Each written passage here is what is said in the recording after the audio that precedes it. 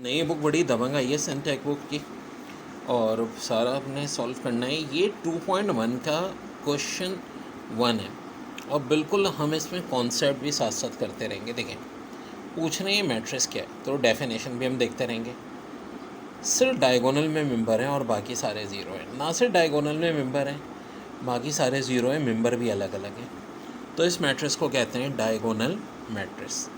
Part 1 का answer हो जाएगा हमारा डायगोनल मैट्रिक्स। ठीक है जी, ये ऐसे स्पेलिंग होती है डायगोनल। पार्ट 2 में देखें,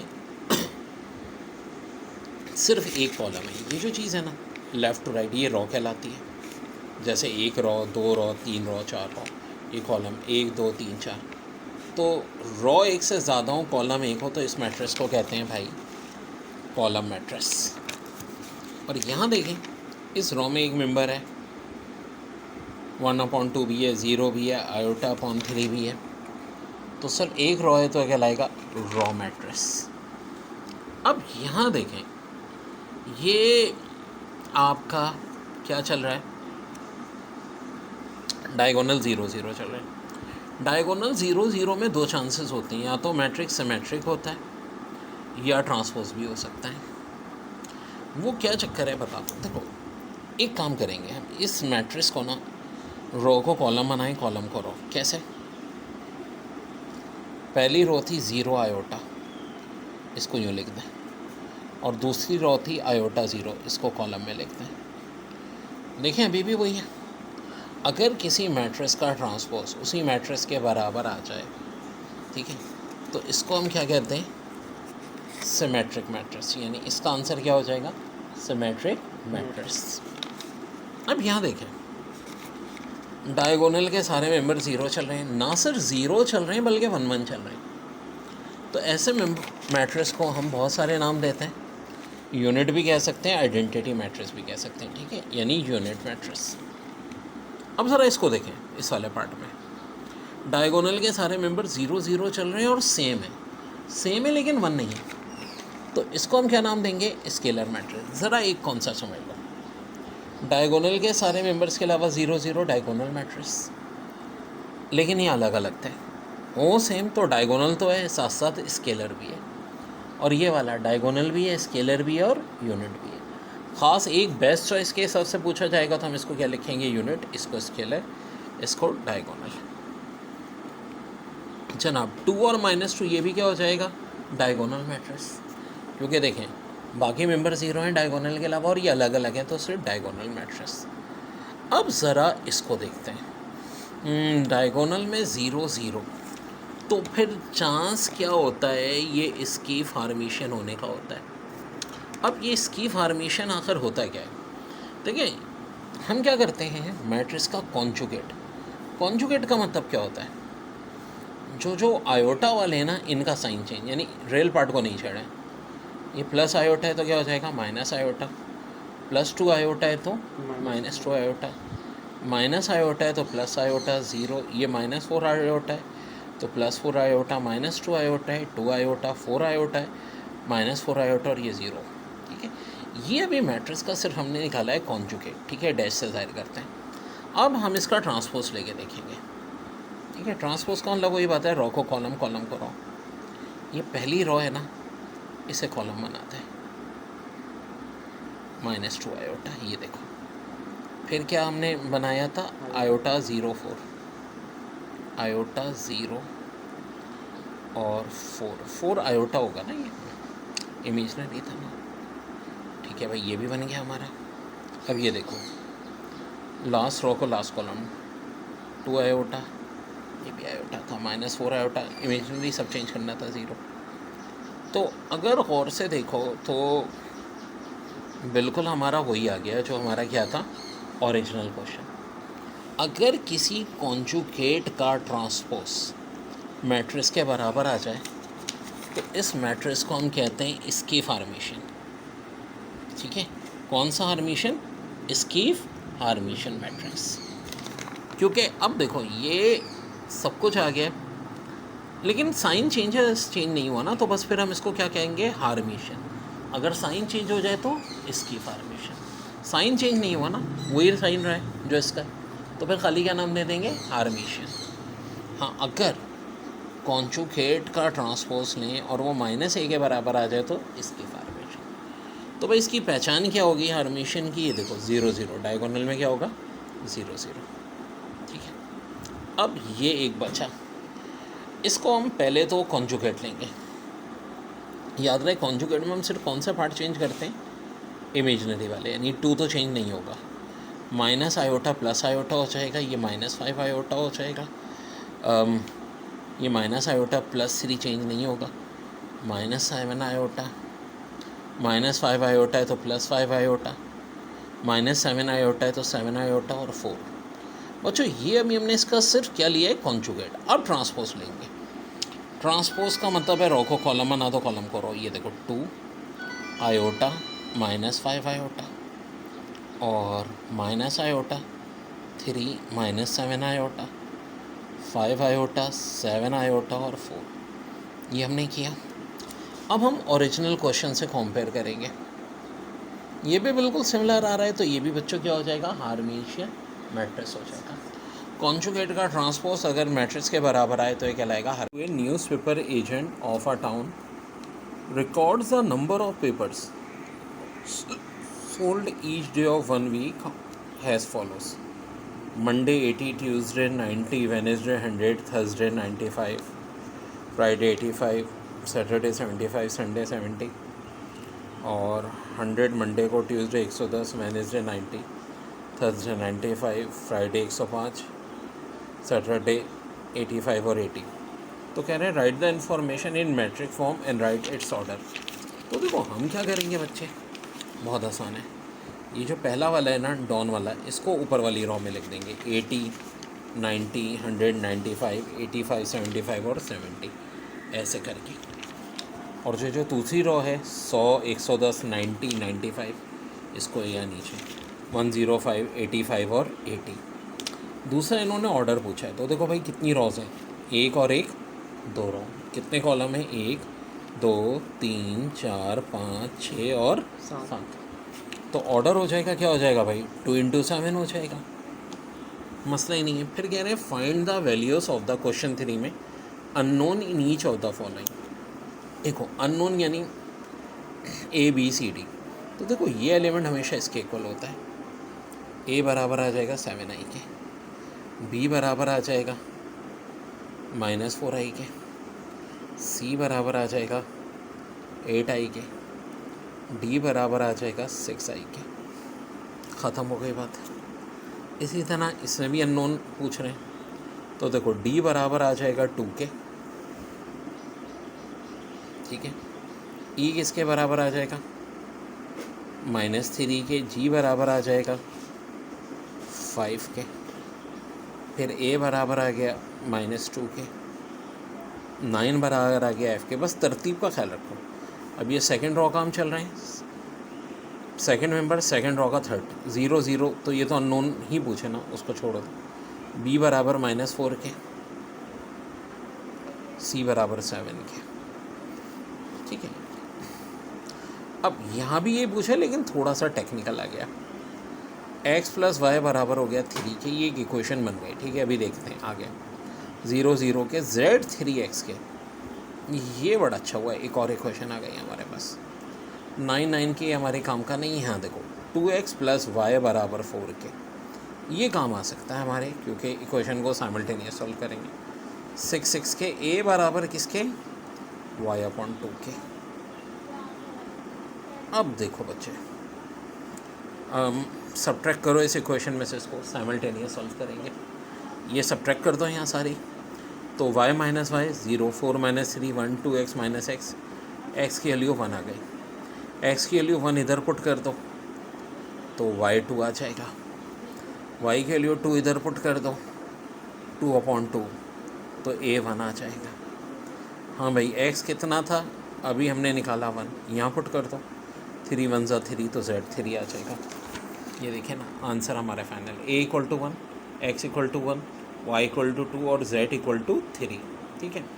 और पार्ट 1 में क्या था, a = 7i, c = 8i, b = -4i, d = 6i। और पार्ट 2 में A equal to -2, E equal to -3, B equal to -4, F equal to 9, C equal to 7, G equal to 5, D equal to 2। तो देखो तरतीब का ख्याल रखो, जैसा कि 4 वाला है, ये पहला, दूसरा इसके इक्वल, तीसरा इसके इक्वल, चौथा इसको, यहाँ 9 होगा, क्या फ़र्क पड़ता है, ये पहला, ये दूसरा, ये तीसरा, चौथा चौथे के इक्वल, पाँचवा पाँचवें के, छठा छठे के, सातवां सातवें के, आठवां आठवें के, नवा नवे के। आंसर ठीक है। Write down in tabular form. आखिर ये टेबुलर फॉर्म होती क्या है? देखो आई जे जैसे कि लिखा है, आई से मुराद रो, जे से मुराद कॉलम। अब ये 2 आई को यानी रो को ज़ाहिर कर रहा है, 3 जे कॉलम को ज़ाहिर कर रहा है। इसका मतलब ये होगा कि हमने सारे मेंबर बारी बारी लिखने हैं, 2 रोज़ बनानी है, पहली रो और दूसरी रो। तो ये ज़ाहिर कर रहा है 3 कॉलम बनाने, यानी A11, A12, A13 कॉलम में हम 3 तक आएंगे और रॉस में बस 2 तक जाएंगे, A21, A22, A23।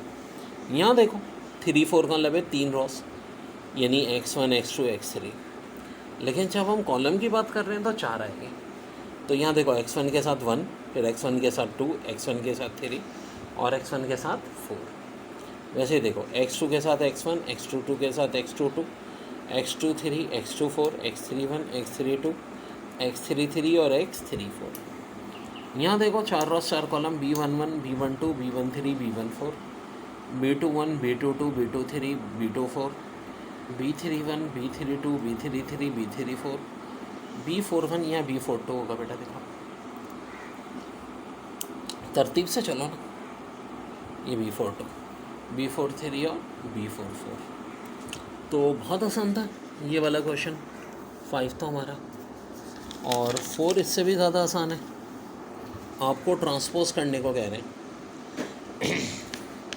ट्रांसपोज का मतलब है रो को कॉलम। देखो ये पूरी रो है, इसे हमने कॉलम बना दिया -4,3 से। ये पहली रो थी, इसे पहला कॉलम बना दिया, यानी 2i, 5i, -3i। ये सेकंड थी, इसको हमने सेकंड बना दिया, 0, -6, 2i। ये देखें 8, 3, -4 था, ये पूरा कॉलम था, इसको हमने रो बना दी। अब ये जो पहली रो है -2 और i, ये पहला कॉलम बन गया, 5i, 7i दूसरा बन गया, 2i, -5i तीसरा बन गया।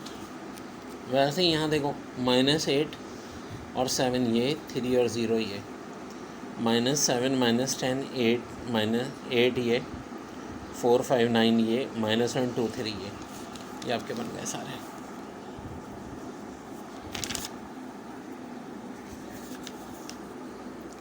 कह रहे which of the following are symmetric और स्किफ सिमेट्रिक। देखो बेटा सिमेट्रिक तब होगा अगर मैट्रिक्स का ट्रांसपोज मैट्रिक्स के बराबर आ जाए, और अगर मैट्रिक्स का transpose multiply by negative sign A के बराबर आए तो स्किफ सिमेट्रिक। तो भाई यहाँ भी हम ये करेंगे, ट्रांसपोज ले लेंगे। जैसे कि पहला मैट्रिक्स है, इसका ट्रांसपोज लिया हमने, 0, -5, -6 को पहला कॉलम, 5, 0, 7 सेकेंड रो को सेकेंड कॉलम, 6, -7, 0 जो थर्ड रो है इसे थर्ड कॉलम। ए ट्रांसपोज आ गया बच्चों ये, तो भाई सही है, तो ए ट्रांसपोज के बराबर हो गया। अब सेकंड देखो, ये सेकंड वाला क्वेश्चन, ठीक है। अब यहाँ ये इसके बराबर नहीं आ रहा, ठीक है, नहीं आ रहा ना, तो इसका मतलब फिर क्या करेंगे, हमें माइनस से मल्टीप्लाई करना पड़ेगा। जब माइनस से मल्टीप्लाई किया, ये देखें, ये -5 से 5, -6 से 6, +5 से -5, +7 से -7, +6 से -6, -7 से 7। अब ये इसी के बराबर आ गया मैट्रिक्स। तो इसका मतलब है यहाँ ए जो है मैट्रिक्स वो -a ट्रांसपोज के, तो फिर ये कौन सा होगा, स्किफ सिमेट्रिक। जब भी माइनस के इक्वल हो जाए, ए ट्रांसपोज ए के बराबर हो तो सिमेट्रिक। अब देखो ये दिया है 7, 5, 8, 5, -1, 6, 8, 6, -1, इसका ट्रांसपोज निकालते हैं। तो ट्रांसपोज यानी देखो ये पहली रो पहला कॉलम, दूसरी रो दूसरा कॉलम, तीसरी रो बन गई तीसरा कॉलम। भाई ए ट्रांसपोज के बराबर है तो सिमेट्रिक है। यहाँ देखो, यहाँ भी हमने ये किया, ये ए था, इसका ट्रांसपोज ले लिया बेटा, ये पहली रो पहला कॉलम, दूसरी रो दूसरा कॉलम, तीसरी रो तीसरा कॉलम। तो क्या इसके इक्वल आ रहा है, नहीं आ रहा। जब नहीं आए तो फिर क्या करेंगे, इन सब एलिमेंट्स को माइनस से मल्टीप्लाई करेंगे। ये देखो +1 से -1, +3 से -3, -1 से 1, ये आ गया हमारा। अब ये जो आया है बेटा, ये क्या है? -A transpose. अगर ए जो है -A ट्रांसपोज के बराबर आए तो मैट्रिक्स क्या कहलाएगा? Schiff symmetric. और यहाँ देखो ए बराबर है इसके, अब इसका ट्रांसपोज लो, रॉ को कॉलम बना दो, ठीक है, कॉलम को रॉ, ये पहली रॉ पहला कॉलम, दूसरी रॉ दूसरा, ये ए ट्रांसपोज के बराबर आ गया तो सिमेट्रिक होगा। आखिरी सवाल में देखते हैं, 0 5 -4 -5 0 1, और ये देखो थर्ड रॉ है, थर्ड कॉलम बन गया। तो क्या ए का ट्रांसपोज ए के बराबर आ रहा है? नहीं आ रहा, नहीं आ रहा। फिर क्या करेंगे? सबको माइनस से मल्टीप्लाई करके देखेंगे। माइनस में आ गया तो बिल्कुल जी हम कहेंगे कि ये क्या है? स्किफ सिमेट्रिक है। यानी जब ए बराबर ए ट्रांसपोज के आ जाए सिमेट्रिक, लेकिन जहाँ ए -A ट्रांसपोज के बराबर आए तो skew. Which of following are the symmetric और स्किफ सिमेट्रिक? तो देखो ये मैट्रिक्स है, सबसे पहले हम क्या करेंगे? इसका ट्रांसपोज निकाल के देखेंगे। यानी जो पहली रॉ है इसे पहला कॉलम, दूसरी रॉ को दूसरा कॉलम, और थर्ड रॉ को तीसरा कॉलम। तो देखो जो मैट्रिक्स ए था वही ट्रांसपोज आ गया। ऐसा है तो मैट्रिक्स होगा सिमेट्रिक। ठीक है, ठीक, क्या हो जाएगा? सिमेट्रिक। लेकिन अगर ये नहीं होता, जैसे कि इस केस में नहीं है, ठीक है, तो फिर हम क्या करेंगे? इन सब टर्म्स को माइनस से मल्टीप्लाई करेंगे। जैसे देखो -5 से 5, -6 से 6, -5 से 5, -7 से 7, 6 से -6 अब ये हो गया। चूँकि ए जो है ये -A ट्रांसपोज के इक्वल आया है तो इसलिए क्या लाएगा? Schiff symmetric. क्वेश्चन नंबर 2 देखें। ये मैट्रिक्स था, जैसे हमने इसका डिटर्मिनेंट लिया ये मैट्रिक्स के इक्वल आ गया। चूँकि डायरेक्ट मैट्रिक्स का डिटर्मिनेंट ट्रांसपोज इसके इक्वल आ गया, इसलिए कहलाएगा सिमेट्रिक। यहाँ देखें ट्रांसपोज लेंगे हम, ये पहली रॉ को पहला कॉलम, दूसरी रॉ को दूसरा कॉलम, तीसरी रॉ को तीसरा कॉलम। ट्रांसपोज जब हमने लिया तो भाई ये तो ए के बराबर नहीं आ रहा, चुनाचा हम सबके साइन चेंज करेंगे, सबको क्या करेंगे? माइनस से मल्टीप्लाई। यहाँ भी -1 आ जाएगा। ये देखें -1 से 1, 5 से -5, -3 से 3, तो अब ये बराबर आ गया ए के। तो ये भी चूँकि ए -A के बराबर है इसलिए इसके सिमेट्रिक। अब ये देखें मैट्रिक्स है, इसका ट्रांसपोज ले लिया, 1 2 5 2 5 -7 5 -7 3। ए अगर ए ट्रांसपोज के बराबर होगा तो मैट्रिक्स सिमेट्रिक कहलाएगा। फिर देखिए मैट्रिक्स है, इसका ट्रांसपोज लिया हमने, यानी पहली रॉ पहला कॉलम, दूसरी रॉ दूसरा कॉलम, तीसरी रॉ तीसरा कॉलम। लेकिन ये करने से भी हमें कोई फ़ायदा नहीं हुआ क्योंकि ये अभी इसके इक्वल नहीं है। फिर हम क्या करेंगे? ट्रांसपोज यानी साइन चेंज, सबको माइनस से मल्टीप्लाई कर दें। ये -5 से 5, 4 से -4, तो अब ये बराबर हो गया। तो ये भी क्या कहलाएगा? इसके कह रहे हैं find the index of the following nilpotent matrix. तो निलपोटेंट तब आएगा जब मैट्रिक्स ए के साथ मल्टीप्लिकेशन या ए स्क्वायर के साथ 0 आ जाए। अब देखो ये पहला मैट्रिक्स है, इसी को हमने 2 बार लिख दिया। अब देखो ये पूरी पहली रो इस कॉलम से, ये पहली रो सेकंड कॉलम से, फिर पहली रो थर्ड कॉलम से, एंड सेकंड रो पहले column, second row second column, second row third column. और ये थर्ड रो तो अंडरस्टूड सी बात है कि 0 है तो सारे एलिमेंट 0 होंगे। यहाँ भी देखो पहली रो को हम सेकंड कॉलम से करके देखेंगे तो 0 1 सा 0, 1 0 सा 0, 0 0 सा 0, क्योंकि ऑफ कोर्स पहले कॉलम से मल्टीप्लाई करने पे 0 ही आना है। फिर देखो हम इसको उठाएंगे थर्ड रो को और फर्स्ट कॉलम, 0 0 सा 0, 1 1 सा 1 और 1 0 सा 0, तो ये 1 आ गया। अब जब हम सेकंड रो को उठाएंगे पहले कॉलम से तो 0 आ जाएगा, सेकंड रो को सेकंड कॉलम से उठाएंगे तब भी 0 जो है यहाँ लिख देंगे, सेकंड रो को फिर हम मल्टीप्लाई करेंगे थर्ड कॉलम से, यहाँ भी 0। अब थर्ड रो तो ही 0, इसको किसी से भी मल्टीप्लाई करें 0 आना है। तो देखो अभी निलपोटेंट नहीं आया, निलपोटेंट तो तब आता है जब सारे 0। अब ए स्क्वायर को हम दोबारा ए से ही मल्टीप्लाई करेंगे, यानी इससे। जब ए स्क्वायर को हम ए से मल्टीप्लाई करेंगे, देखो बात वही है, ये बड़ी है हमें, पहली रो की मल्टीप्लिकेशन किससे, सेकंड कॉलम से और थर्ड कॉलम से। जब पहली रो को हमने मल्टीप्लाई किया तो 0 1 सा 0, 0 0 से 0, 1 0 सा 0।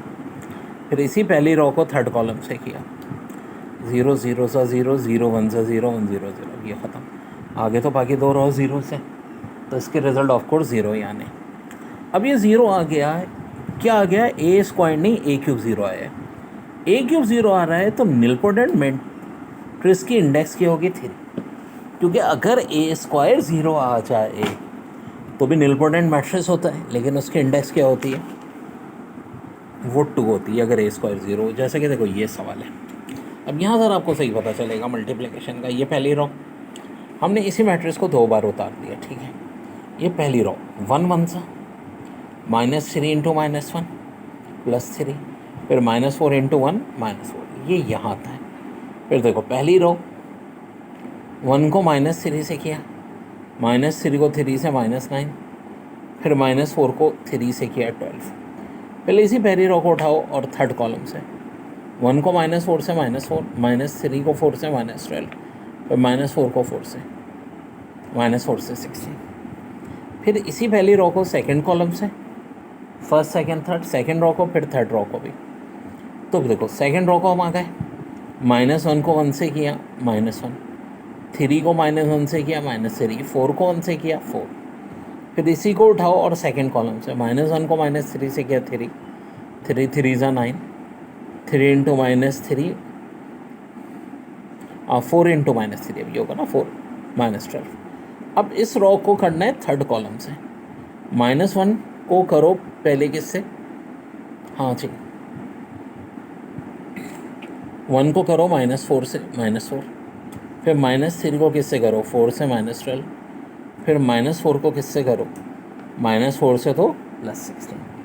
ये पहली रो की कंप्लीट हो गई। इसी तरह सेकंड रो को पहले फर्स्ट कॉलम से, जो आंसर इधर आएगा, सेकंड रो को सेकंड कॉलम से जो इधर आएगा, और सेकंड रो को थर्ड कॉलम से जो इधर आएगा। फिर third row into first column, third row into second column, third row into third column. और अब देखो इसका डिटर्मिनेंट 0 आ गया, जो कि ए स्क्वायर का है। तो ये निलपोटेंट मैट्रिक्स तो है, लेकिन अब इसकी इंडेक्स कितनी होगी, 2 होगी। Very important. क्वेश्चन 8 में आपको ये कह रहे हैं कि पीरियड निकालें। देखो अगर ए स्क्वायर ए के बराबर आएगा तो पीरियड 1 होगा, लेकिन अगर ए क्यूब ए के बराबर आएगा तो पीरियड 2 होगा। अब ये हमने ए मैट्रिक्स को 2 बार लिख दिया।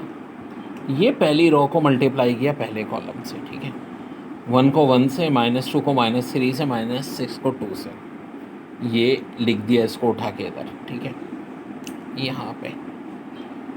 फिर इसी पहली रो को किससे मल्टीप्लाई करना है, दूसरे कॉलम से, 1 को -2 से, -2 को 2 से, -6 को 0 से, ठीक है। फिर इसी पहली रो को तीसरे कॉलम से, 1 को -6 से, -6 हुआ, -2 को 9 से, -18 हुआ, -6 को -3 से, +18 हुआ। ये पहली रो का काम कंप्लीट। अब देखो सेकंड रो उठाएंगे फर्स्ट कॉलम से, -3 इंटू 1, 2 इंटू -3, 9 इंटू 2। फिर इसी को उठाएंगे और सेकंड कॉलम से, -3 इंटू -2, 2 इंटू 2, 9 0 सा 0। फिर सेकंड रो को हम थर्ड कॉलम से ना, थर्ड रो पहला column, third row second column, ये सारा आ जाएगा। अब बच्चों ये जो हमारे पास सिलसिला हुआ है, ये -5 -6 9 10 9 -4 -4 -3, ये ए स्क्वायर हो गया। हमें ए क्यूब चाहिए तो बेटा क्या करेंगे, ए स्क्वायर को किससे मल्टीप्लाई करेंगे, ए से। ए स्क्वायर को जब हम ए से मल्टीप्लाई करेंगे बच्चों तो ये आएगा ए क्यूब मेरा, ये पूरा, ठीक है। अब देखो चूँकि ए क्यूब ए के बराबर आ गया, ठीक है, तो हमारा जो पीरियड है वो क्या होगा, 2 हो जाएगा इसका। अगर ए स्क्वायर ए के बराबर आता तो पीरियड क्या होता, 1 होता। तो इसका पीरियड बच्चों क्या आ जाएगा। क्वेश्चन 9 कह रहे हैं विच of following is it important और इनवॉलेंट्री मैट्रिक्स। देखिए बेटा ये मैट्रिक्स ए है, इस मैट्रिक्स को इसी से मल्टीप्लाई करना है। वैसे ही ये पहली रो पहले कॉलम, -5 -5 से, -8 3 से, 0 1 से। फिर इसी पहले रो को दूसरे कॉलम से, -5 -8 से, -8 5 से, 0 2 से। फिर इसी रो को तीसरे कॉलम से, फिर दूसरी रो उठाएंगे, पहला कॉलम, दूसरी रो सेकंड कॉलम, दूसरी रो तीसरा कॉलम, पहली रो पहला कॉलम, पहली रो दूसरा कॉलम, पहली रो तीसरा कॉलम। जब ये हम सारी मल्टीप्लिकेशन कर लेंगे बच्चों तो ये आ रहा है। इस मैट्रिक्स को हम कहते हैं यूनिट मैट्रिक्स या आइडेंटिटी मैट्रिक्स, जिसमें डायगोनल में 1 1 हो और बाकी सारे मेंबर 0 हो। तो अगर किसी भी मैट्रिक्स का स्क्वायर यूनिट के बराबर है तो होता है इनवॉलेंट्री मैट्रिक्स। ये मैट्रिक्स हो गया इनवॉलेंट्री। अब आए दूसरे वाले को देखते हैं, इसको भी इसी से मल्टीप्लाई करेंगे। वही पहली रो पहला कॉलम, पहली रो दूसरा कॉलम, पहली रो तीसरा कॉलम। मल्टीप्लिकेशन ऑलरेडी हम पुराने सालों में बच्चों सीख चुके हैं। 2 को 2 से, -2 को -1 से, -4 को 1 से। प्लेलिस्ट में आपको पूरा ये चैप्टर सब कुछ मिल जाएगा। तो बेटा अगर आप ध्यान से देखो तो ये पहली row first column, first row second column, first row third, second row first, second row second, second row third. तो ये चीज़ आ गई इसके बराबर। अब a बराबर किसके आ गया? a स्क्वायर के। ये हमने a स्क्वायर निकाला है ना, a को a से मल्टीप्लाई किया। अब अगर a स्क्वायर a के बराबर आएगा तो मैट्रिक्स क्या कहलाएगा? इटेम्पोटेंट मैट्रिक्स। क्या कहलाएगा? इटेम्पोटेंट मैट्रिक्स। सो बच्चों ये सॉल्व हो गया। पहला वाला ये इनवॉलेंट्री है, दूसरा इटेम्पोटेंट। कह रहे हैं विच ऑफ फॉलोइंग इस की फॉर्मेशन और हार्मेशन। मतलब क्या है? पहले निकालेंगे कॉन्जुगेट। अब ये कॉन्जुगेट क्या होता है? ये जो इमेजनरी होता है ना, सिर्फ इसका साइन चेंज करते हैं, रेल का नहीं। 3 वैसे ही रहा, 1 वैसे ही रहा, -2 आयोटा से +2 आयोटा, 4 वैसे ही रहा, +7 आयोटा से -7 आयोटा, 1 + 2 आयोटा से 1 - 2 आयोटा, -4 वैसे ही रहा, -2 आयोटा से 2 आयोटा, 4 - 7 आयोटा से 4 + 7 आयोटा, 2 आयोटा से -2 आयोटा, 5 से 5। अब इसका ट्रांसपोज क्या हो जाएगा भाई? ये पहली जो रो है ना, ये पहला कॉलम बन जाएगा। दूसरी रो जो है ये दूसरा कॉलम बन जाएगा। तीसरी रो जो है ये तीसरा कॉलम बन जाएगा। अब हम देखेंगे क्या ये एक्चुअल मैट्रिक्स के इक्वल है? बिल्कुल है जी। तो ये हो जाएगा हार्मेशियन। यहाँ देखें क्वेश्चन 2 में पहले कॉन्जुगेट लिया, माइनस आयोटा से प्लस आयोटा, 3 आयोटा से -3 आयोटा, आयोटा से माइनस आयोटा, 3 आयोटा से माइनस आयोटा, 7 आयोटा से -7 आयोटा, -5 आयोटा से +5 आयोटा, आयोटा से माइनस आयोटा, -5 आयोटा से 5 आयोटा, माइनस आयोटा से आयोटा। अब इसका ट्रांसपोज ले लो। ये जो पहली रो है ना, 1 - 3 आयोटा माइनस आयोटा, इसको कॉलम बना दो। दूसरी रो है -3 आयोटा, -7 आयोटा, 5 आयोटा, इसको दूसरा कॉलम बना दो। तीसरी रो है -आयोटा, 5 आयोटा, आयोटा, इसको बना दो तीसरा कॉलम। क्या ये इसके इक्वल आ रहा है? नहीं आ रहा। अब देखो अभी भी इक्वल नहीं आया तो इसका मतलब हार्मेशन नहीं है, इसकी फॉर्मेशन होने का चांस है। वो कैसे होगा? सबको माइनस से मल्टीप्लाई कर दो। किसको? इसके सारे मेंबर्स को। जब माइनस से मल्टीप्लाई किया देखो आयोटा को, तो माइनस आयोटा, -3 आयोटा से 3 आयोटा, माइनस आयोटा से आयोटा, -3 आयोटा से 3 आयोटा, -7 आयोटा से 7 आयोटा, 5 आयोटा से -5 आयोटा, माइनस आयोटा से आयोटा, 5 आयोटा से -5 आयोटा और आयोटा से माइनस आयोटा। तो अब ये क्या कहलाएगा? इसकी फॉर्मेशन। इसकी फॉर्मेशन क्यों कहलाएगा?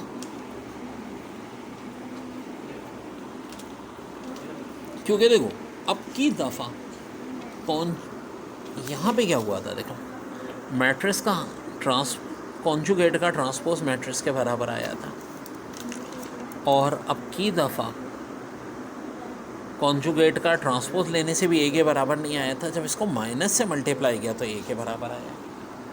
तो ये इसलिए कहलाएगा इसके फॉर्मेशन। अब ये देखें मैट्रिक्स है, फिर हम इसका कॉन्जुगेट लेंगे। आयोटा के साइन चेंज करते रहो बच्चों, सिर्फ आयोटा के, बाकी किसी को ना छोड़ो। ये माइनस आयोटा हो गया, 1 माइनस आयोटा, 1 माइनस आयोटा, ये माइनस आयोटा। अब इसका ट्रांसपोज ले लो। पहली रो को पहला कॉलम, दूसरी रो को दूसरा कॉलम, तीसरी रो को दूसरा कॉलम। अब क्या ये ओरिजिनल के इक्वल आया? और से देख लो, नहीं आया। तो अब हम इसको माइनस से मल्टीप्लाई कर देंगे, ठीक है। अब जब माइनस से मल्टीप्लाई करेंगे हम पूरे को, तो बच्चों ये इसके बराबर आ जाएगा। माइनस से करने पे आया तो हो गया इसके फॉर्मेशन। अब क्वेश्चन नंबर 11 देखते हैं बच्चों। आपको कह रहे हैं real number x y such that matrix A is Hermitian. Hermitian का मतलब है पहले तो इसका कॉन्जुगेट ले लो, ठीक है, सबके साइन चेंज कर दो, फिर इसका ट्रांसपोज ले लो, यानी रो को कॉलम, कॉलम को रो। अब देखो ज़रा ध्यान से, ये आपस में इक्वल हैं, तो इसका मतलब है एक्स प्लस 2 आयोटा इक्वल किसके हो जाएगा, 3 प्लस 2 आयोटा के, ठीक है।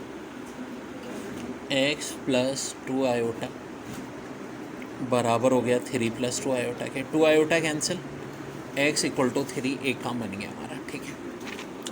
इसी तरह ये देखो वाई आयोटा ओरिजिनल सवाल में यहाँ माइनस वाई आयोटा है, ये इसके इक्वल हो जाएगा।